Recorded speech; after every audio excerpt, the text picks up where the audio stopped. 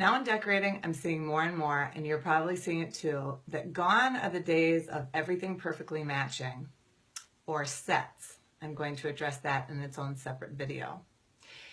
But a lot of people have been asking lately about mixing up the metals. So whether that's light fixtures, frames, we've got silver, we've got gold, we've got satin brass, all these different things, and you kind of go, well, I see when they work together, but how do you make it work together?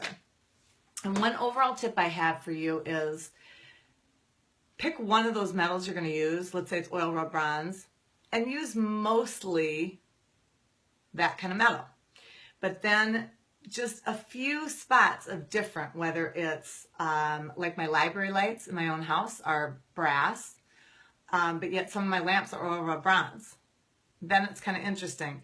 If you do too many metals equally, then it kind of loses it.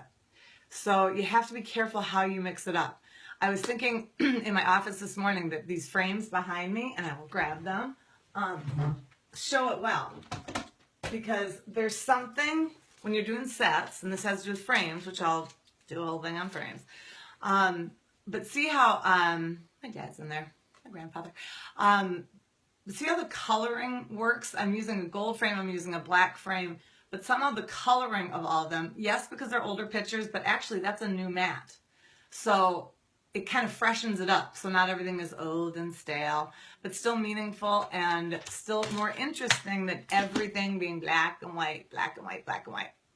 So you might want to think about mixing it up. It makes the room more interesting, and there are all kinds of ways we can do it. Oh, one last tip about kitchens. Lately on kitchen jobs, I have been doing stainless faucets, even if I'm using gold. You know, I'm a fan of gold.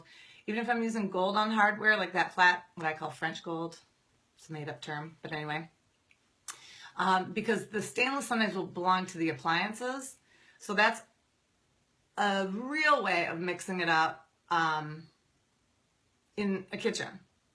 So don't be so set on every little thing has to go together, because that gets kind of beyond boring. So make good decisions, save money, love where you live.